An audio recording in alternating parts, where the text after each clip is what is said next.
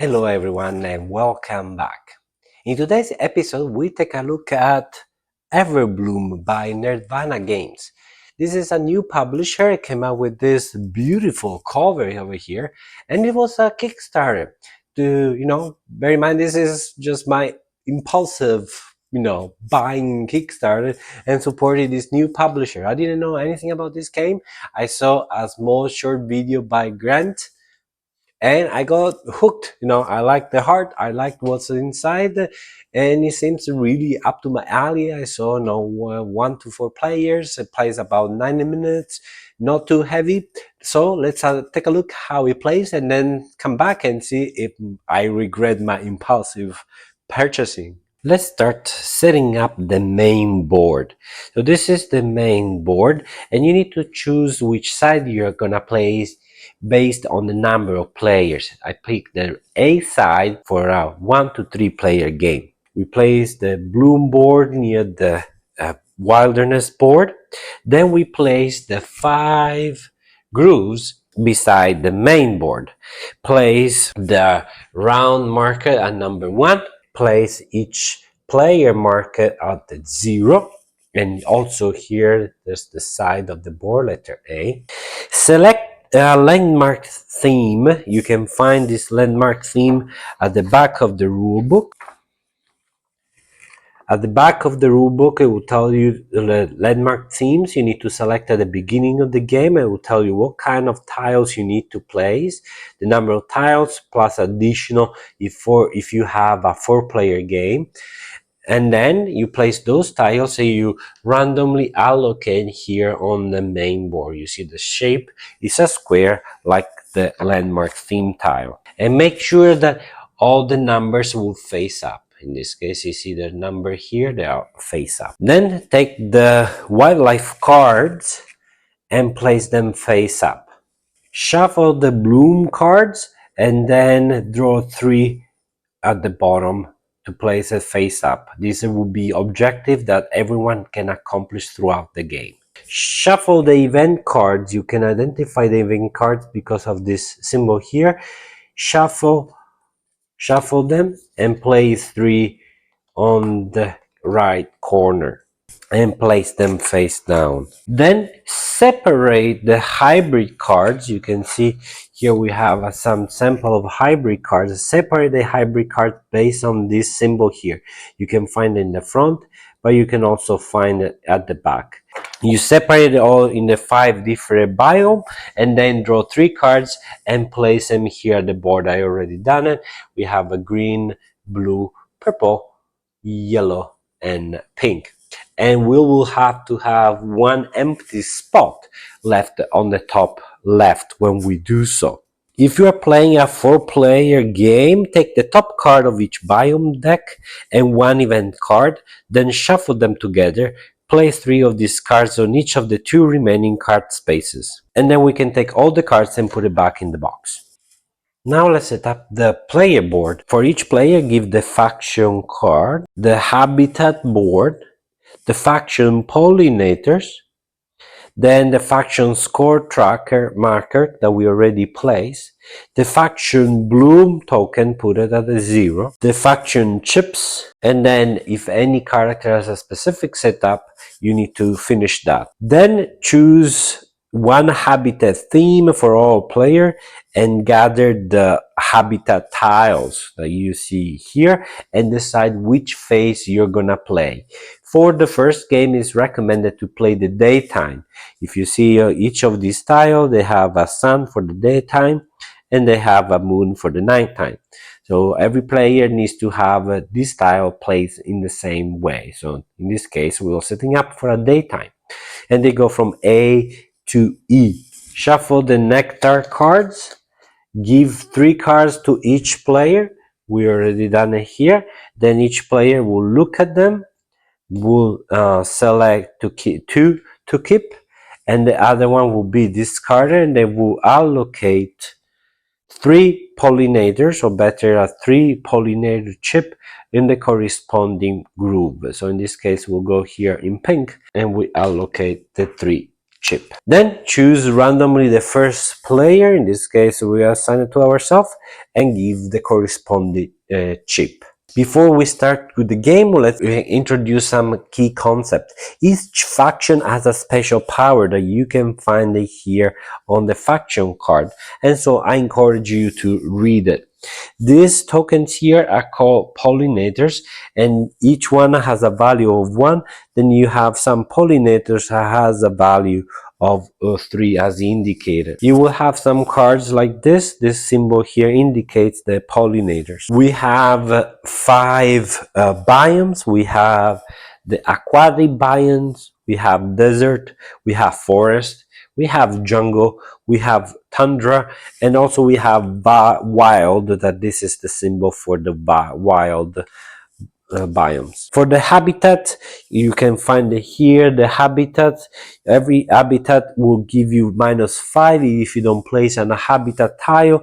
We will see soon you will be able to place this tile and cover it, so you will not have the -5 points, but you also have some scoring conditions that will give you each tile.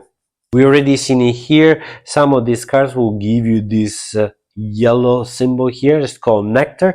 Nectar will convert it into points in some sort of majority comparison to against the other opponents, and we will see pretty soon. Let's take a look at the anatomy of the card. This is the front of the card. Here is the number of pollinators required to pollinate this card. This is the biome. This is the ability types, and we'll go through what the ability types mean. And this is what the consequences and then the corresponding victory points that will be converted into. You can see here the leaf indicates the victory point. Once the card is pollinated, this card will be flipped, and you're going to see the back that gives you the number of nectar, and also tells you that this is a habitat card and this is the corresponding biome. There are events. The events look pretty much the same. Also, they have a pollinator cards, and there's some text that will tell you what it does when this is accomplished, and at the same time will be flipped as well. Also, you see here this icon here. This icon is to indicate which biome will be displaced, and we're gonna see soon what that means. We already talked about the nectar cards. This is the yellow one. When you select, this is the number of nectar that it gives you, and this is the biome that we use to allocate the 3 pollinator chip at the beginning of setup. Other symbols you can find in the cards is this 2-paw. That means it's a public migration, or faction who have completed the requirements will gain this bonus. This is a long migration, so only the winner of the card will get the bonus. Adjacent landmark, this arrow here indicates that this ability have an additional effect on the placing chip or adjacent landmark. And then this is the storm. This ability add challenges by limiting the number of pollinator chips you can allocate in those locations. Here you have grooves where pollinators will go, and then you will redraw them, and those will be the number of pollinators you have accumulated will allow you to distribute them on your habitat and trigger some cards and resolve those cards. Finally, we have the blossom card as an objective that you can complete at the end of the phase, noted at the top, and that will give you the number of steps that you would advance on the blossom board. If anytime you pass a tile with a leaf, you will gain the amount of victory points. If you pass with a card or the location with the N, you will gain a nectar card. At the end of each round, replace all 3 bloom cards with new ones from the bloom deck. Here we are ready to play. We have the reference card that will tell you that we're going to go through a wilderness phase. This is a tie. This game has several ties opportunities throughout. You can actually, the game encourages you to exploit them, and here you have a breakdown of the way that the ties are broken in the game. Migration is the second phase, and then we'll go to pollination, and we'll after that the round will end, and we'll repeat these 3 phases for other 2 more rounds. At the end, you have the end game scoring, and here you have the icon reference. Very nice. At the beginning of the round, you're gonna reveal all the top hybrid cards. So these are placed face down. So now we are gonna place them face up.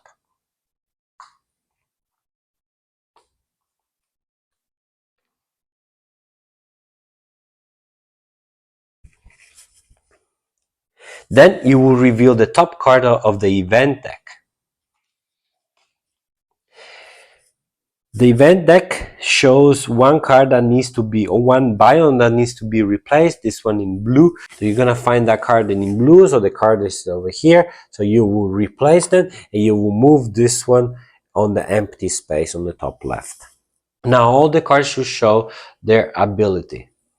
So now let's start phase one, the wilderness. In the phase one, we're gonna do two actions. The first action will be placing our faction chips, and we need to choose the faction chip. For example, we take number 2 and we allocate in one of this location with the circle.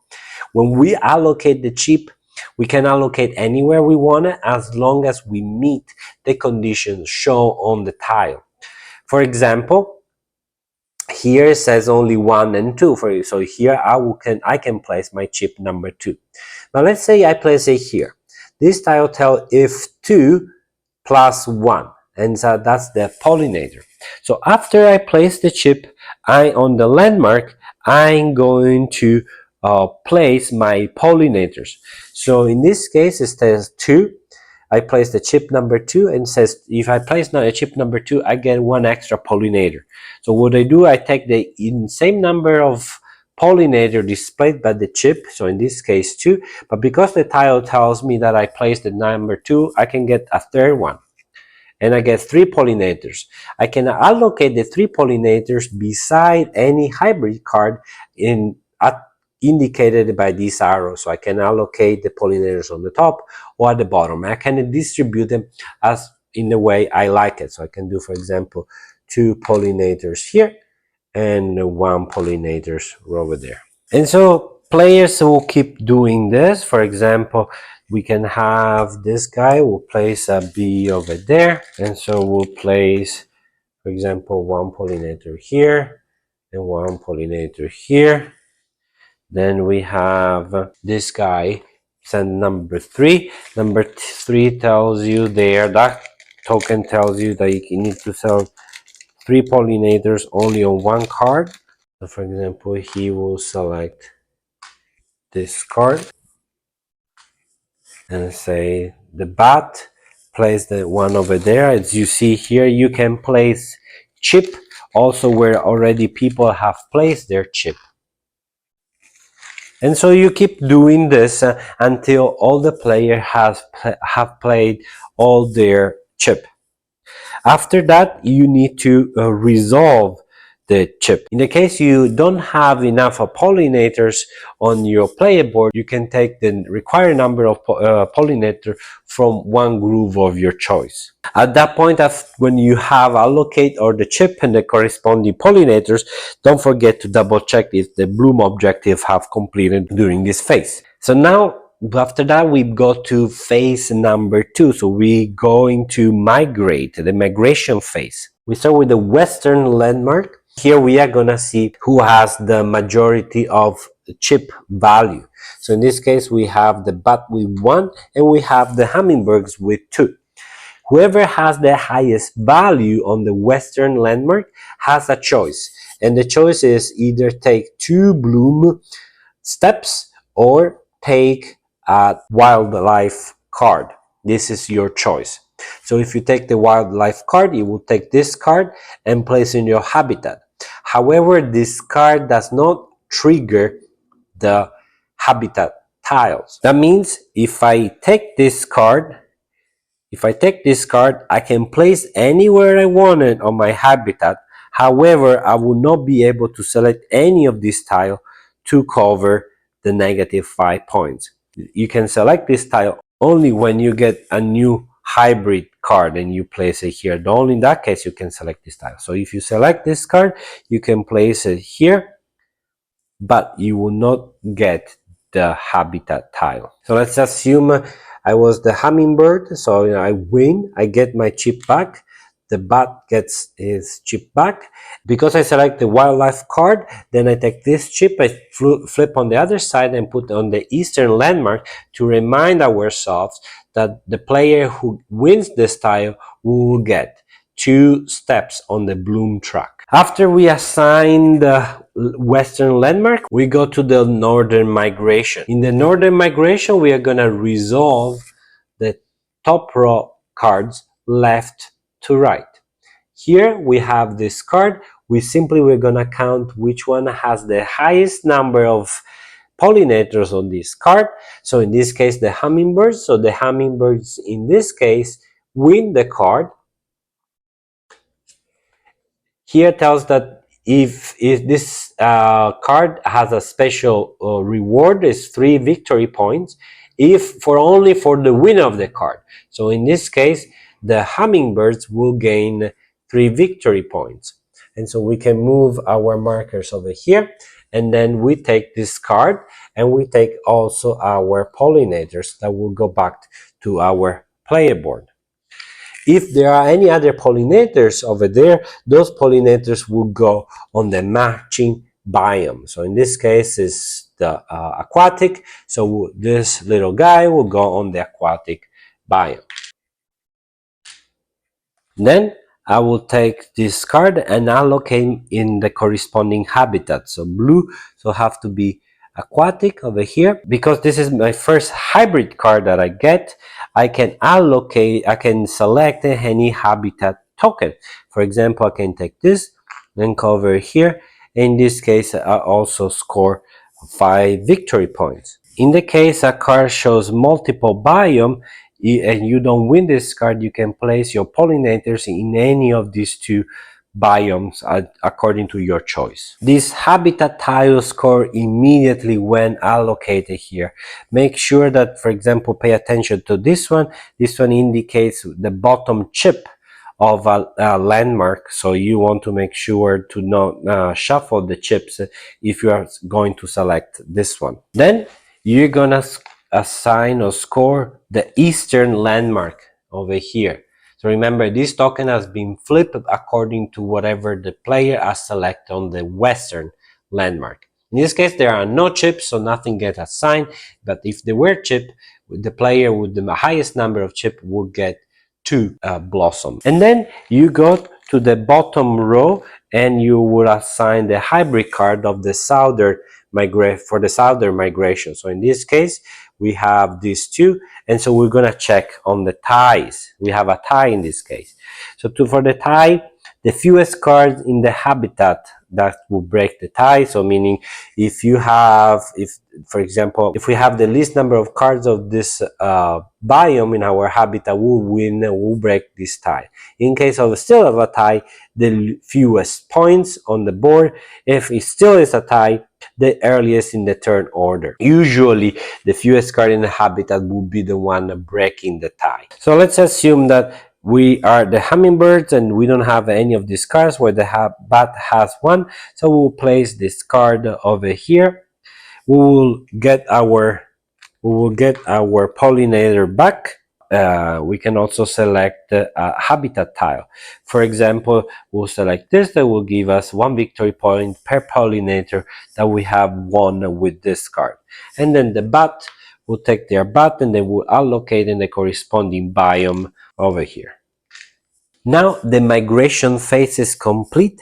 Now we go to the pollination. For the pollination phase, well, this can be done simultaneously. Each player selects one groove and takes all the pollinators on that groove. For example, we can select this groove here and we take all 2 pollinators, and then we utilize this pollinator to pollinate our hybrid card. We go back to our player board, and so we take our pollinators and we allocate them on our habitat, and we can distribute in any way we prefer. So for example, I will put one here and one here. Why am I doing this? Because now I can pollinate. Here it tells you the number of pollinators required to pollinate this card. So because I place one, this card will be pollinated and I can flip it. The same thing I'm going to do here. I'm going to flip it.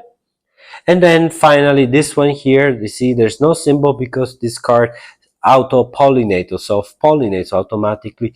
You flip it face down. You will get points, you will get 1 point per pollinated card in your habitat.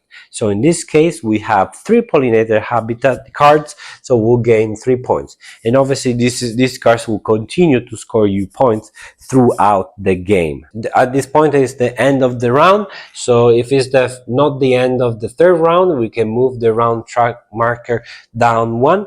We retrieve all the chips and give them back to the players.